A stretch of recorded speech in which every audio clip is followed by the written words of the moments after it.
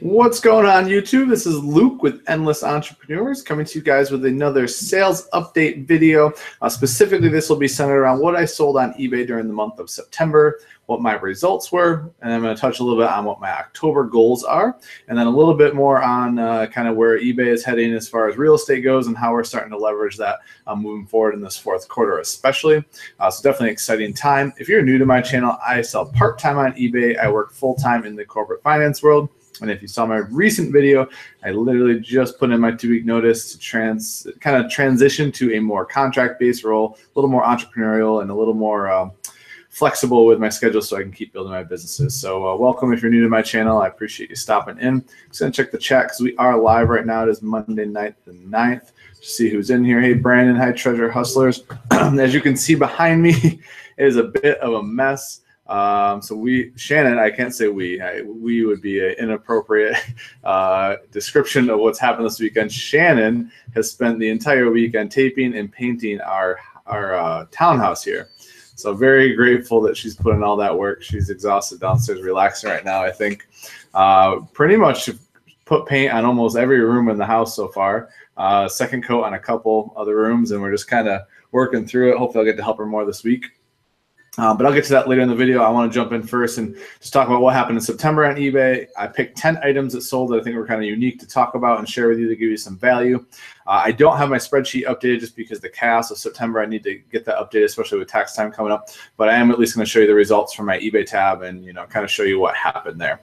So let me just, looks like my sound's good. I'm going to share screen real quick. All right. Everyone should be able to see my screen. I'm going to pop over to September. Oh, got an offer on an item that's old. Can tell from the background it's pretty rough there. Hopefully it's a decent one. So I have September 1st to September 30th filtered. As you can see, I finished at $48.55. A little disappointing, but again, I have no one to be mad at but myself. I literally listed maybe 20 items or less for the entire month of September. Still sold about $5,000 worth of stuff, so pretty excited. I'm excited that I built my business to a point where it could give me that type of residual income without listing, but also disappointed that I didn't capture the momentum riding into fourth quarter. And that was a direct result of my former job, which I have now left or leaving. I have about a week left there. Because I was working 12-hour days for an absurd amount of time. So happy that's behind me, happy to be moving forward, and excited to see what October brings. I still have had a little late start to listing, but I've been plowing through the rest of my LL Bean bulk order. And I will be hitting some thrift stores this weekend and getting back in a normal routine. So let me share with you the 10 sales I picked out. I kind of tried to pick out stuff that was higher dollar items and were a bit more unique, or just to kind of show you what I've been selling that's been working for me. So one of the first ones is I got these at I think it was a Value Village actually here in Charlotte. I think I was out thrifting, believe it or not, with Jason from Prof Sales, and I found these. They're a vintage. I found they're vintage from the 70s. I don't know that they're true alligator or not, but I didn't say whether they were or not. Just basically said referred to it as the pattern, but they're horse bit apron toe loafers, I guess is what they're called. I'm not very familiar with them. They're a little beat up. You can see like the cracks of them, quite a bit of wear on them. So I wasn't expecting super high dollar, but I got them half off. I paid $4 and flipped them I took a best offer of $35 plus shipping. So it was about $43 all in. So for some reason it shows this price it sold for. It did not sell for that. It sold for less because I took a best offer. But again, it was a good price. You can see the Astanda. I don't know if I can read it, but yeah, those are Allen Edmonds, always a great brand to be on the lookout for in shoes, dress shoes, especially men's. And even when they're beat up, if you can find these unique stuff, you can still get some money out of them. This was another kind of unique Ralph Lauren item. It was a Lowell Sport was the line, and it was like one of those heavy type chamois type shirts or I don't even know if it's probably not how you pronounce it. I'm pretty sure I butchered that bad. It had a red pony, navy, and it was like a heavier wool type. Actually, I think it had 3 material components to it. It was just a large, and this did sell for $34.99. Sold for full price when I wasn't running a sale. And actually, just touching on that, I am not running sales anymore in my store. I actually went through, took the time, and repriced every item in my inventory to what I want to sell it for. I still have best offer, and it's been going pretty well. It's starting to pick up here in October, thankfully. So you can see the pony, and you can see kind of the thicker fabric on this. Let me see if I can find the tag. There you go. Oh, so I guess it was acrylic, polyester, and wool. There's your tag. So just be on the lookout for the unique Polar Ralph Lauren stuff. It definitely can command a higher price without a doubt. And I'm in this for $3.99. I did ship. It was heavy, so it shipped flat rate for $5.95. This I posted on Instagram. I'm not sure if anyone saw, but sold a Big Ben jersey. Glad I sold it before he threw 5 interceptions this last weekend. And yes, he was on my fantasy team in a 2-quarterback league. It was devastating. Still might win this week. We'll see tonight. I need Trubinsky to have a good game, but pretty devastating. But either way, this sold for $40, best offer. Probably everyone told me that was a really good price and that I actually got a high price for it. I'm used to getting, even on the screen print jerseys, if they're popular players, I'm used to getting like 40 to 50 bucks on if they're in really good shape. So I don't know, maybe I just hold out and price my stuff higher and it works, but I usually don't have a lot of issues with them. They're just a basic screen print jersey. And I'm in this for $12. I bought about 100 jerseys in a bulk buy from a local Facebook group last fall, so almost a year ago now, actually. So still selling a lot of these off. I included this one. I sell a lot of Lucky Brand jeans. These are men's jeans. And there's the 181 bootleg line. These sold for $34.99 full price plus $6 shipping. For some reason, I had shipping on this one pair. I don't know how. I don't know what business policy I had linked up to it, but in either case, capitalized on that. Was pretty happy. In these for $4.99, and they ship flat rate for $5.95. And so it just goes to show you that you can command a higher price point for these items if you're willing to wait on it. Just gonna check the chat here. All right, I think we're good. All right, so Ralph Lauren. I love selling suits and blazers. It's kind of one of my my more long tail approach items that I like to sell. And this had like a woven tweed pattern to it. You can see like a micro check sort of, and it was silk wool blend. It was 3-button, which I'm not a big 3-button fan. The 2-button seemed to do better, but I did pick it up. It was blue label, Ralph Lauren, and it was in like pristine condition, 48 regular. And this sold for, I took a best offer of $45 for this. It did not sell for the $59.99. In this for $4.99, and it shipped flat rate for $5.95. Here's another one of those jerseys from that lot I bought last year. I was just talking about from the Ben Roethlisberger one. This actually sold, took a best offer of $40 as well. Or maybe it was like, it might have been 42. It was a while ago. But it was definitely in that like low 40s range. Paid $12 for it. This one went first class. It's an Adidas one. It is screen printed on. Yes, it is screen printed on. But it's a pretty sharp jersey. Eric Bledsoe. So I was happy to unload that. Coming up in the NBA season, these things will start to sell a little better. But it was a nice sale. This was pretty unique. It's the only one I've ever found. I like selling the denim jackets in general, but this was a silver jeans denim jacket, so even better. Great brand to be on the lookout for. And there's metal buttons. There's a women's size medium. I had some wear on it, but I think it was more by design, more of like that distressing look. It was in pretty solid shape. I got this actually for $4.99, and it sold for best offer of $35, and it did ship flat rate for $5.95. Here is a 100% cashmere blazer, Bill Blass, and this sold for $40 best offer. Because it was so off-brand, Bill Blass isn't a very common or popular brand, I would say, like high-end. So I took a little lower of an offer, but I paid $4.99, got $40 for it, and shipped this flat rate for $5.95. You see the 100% cashmere there. Anytime you get 100% cashmere, almost anything, regardless of the brand, there's some value to be had there. If the brand's really good, there's a lot of value, and if it's off-brand, there's still some. But a good purchase to be on the lookout for. Yeah, 2 more here, and then I'll talk about some October goals and just kind of what's on the landscape real estate-wise for us. Appreciate you guys hanging around. Hopefully this is helpful to you. So here's Joe's Skinny Visionaire is the line, Joe's jeans. And I think we're going to start to see the value of these just kind of from a speculation standpoint. I think these are going to start going up with Joe's jeans going out of business. They're going to become more and more rare. People are going to want, as they can't purchase new ones anymore, they're going to want the styles they are used to that are comfortable and they're used to wearing. So these were size 31W, 30, and I always put the measurements. So I put the waist and the inseam just in the title, just so they can see the difference between the size and the tag versus what the measurements are right away. But these did sell for full price $39.99, and they went flat rate for $5.95. You can see there's a little bit of fade on the back of them, but didn't seem to matter. And it was in these for $4.99. here's the last one. I posted this on Instagram as well. This Argyle, and I realized I've been spelling Argyle wrong this whole time. Someone corrected me on Instagram. I'm very happy they corrected me, so I will correct that moving forward. But I believe I took a best offer.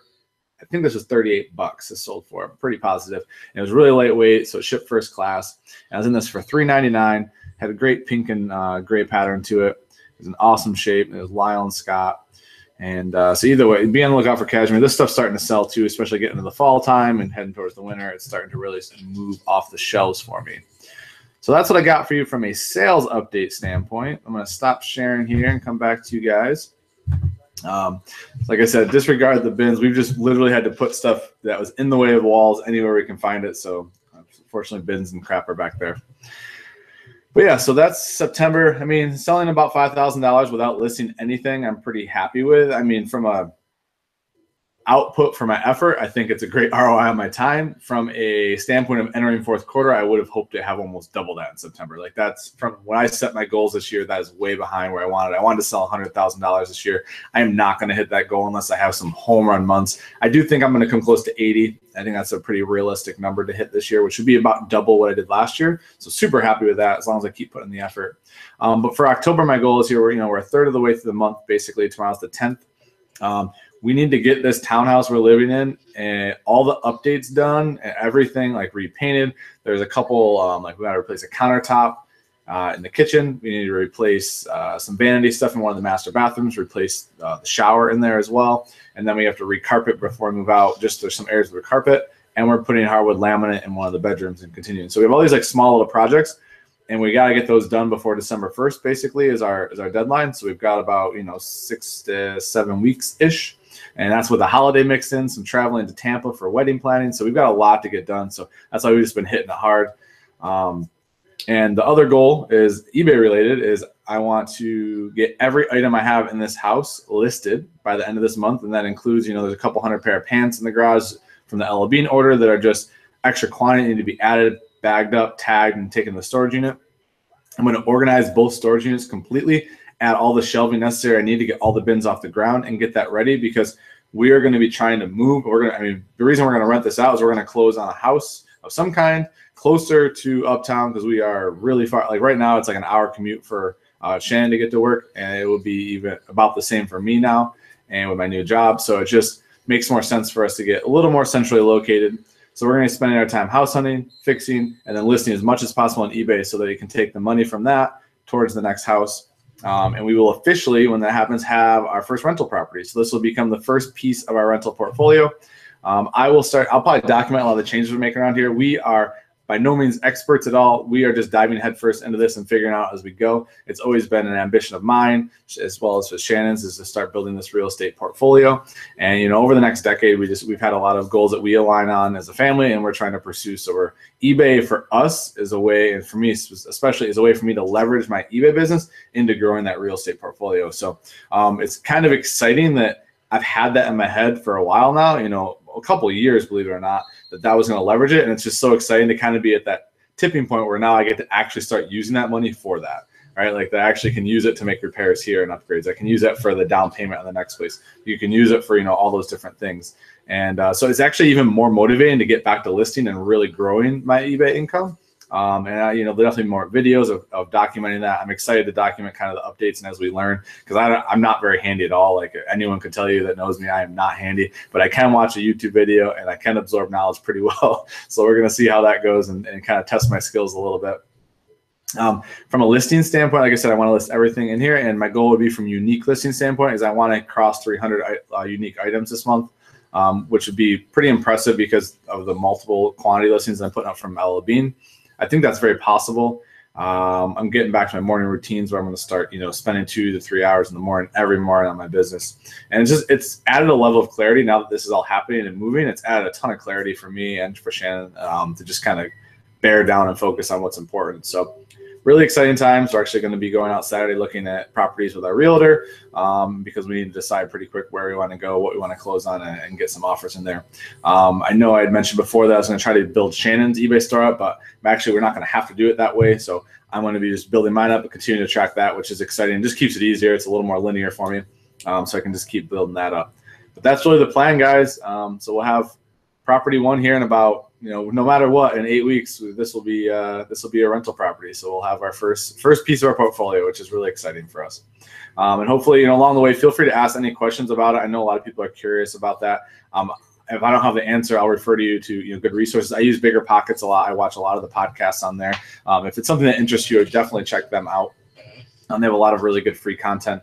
And but I'll definitely answer any of the questions and share challenges we have along the way, because I think that building wealth through your eBay business is a really great opportunity. And I think that eBay for a lot of people is a side hustle, like it is for me. And I have my career, and my career is definitely transitioning towards a more entrepreneurial career as a contractor, and kind of marketing those skills in that way, and billable hours and things that just really give a big ROI for me.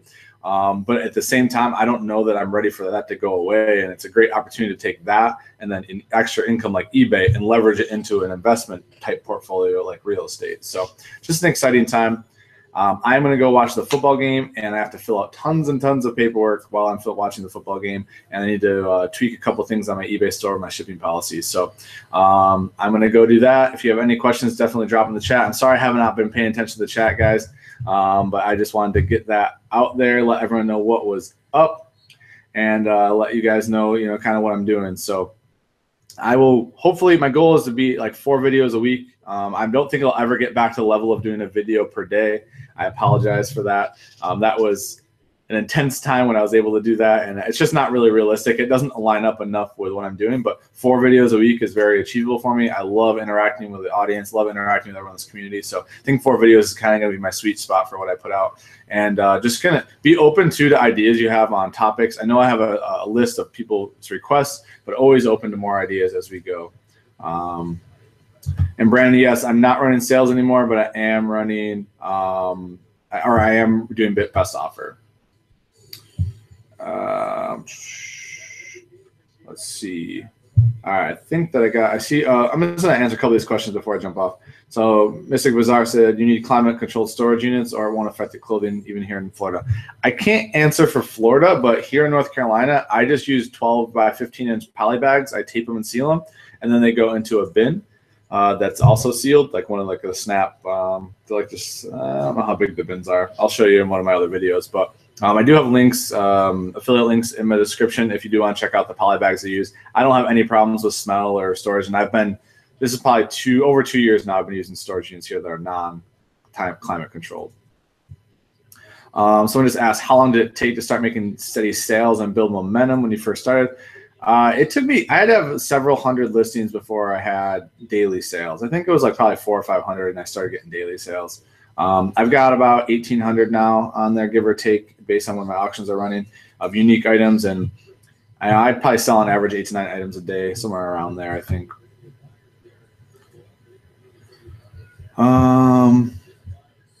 Yeah, Econ Boss just said I must check out Bigger Pockets. Yeah, totally agree. I mean, that's been a platform I've watched for quite a while now as a referral from a friend, well over a year ago. And I love the podcast they have. They're very, very helpful. I listen to them while I'm at work a lot. So in any case, I'm going to jump off now, guys. Appreciate everyone tuning in. I know I haven't gotten back to a lot of people's comments from over the weekend, but I'm going to do a better job of getting back to those comments during the day the best that I can. I really like interacting with you guys. So keep dropping comments below. Say hi to Steve, who's in the chat here. Hey, Steve. Thanks for stopping in. I'm getting ready to wrap up. And Steve, me and you, we got to connect again, man. We haven't had to chat much lately, so we'll have to connect and see what's going on. Love all the new stuff you have happening on your channel. If you haven't checked out Steve's channel, which I'm pretty sure every single person in this chat knows who Steve is, but Steve Rake and Profit, he has an awesome YouTube channel. Getting ready to launch his first podcast going on. You should check that out as well. He's got a lot of good stuff going on. So have a great night, guys. Really enjoy all the support, and I will be back later this week with another video.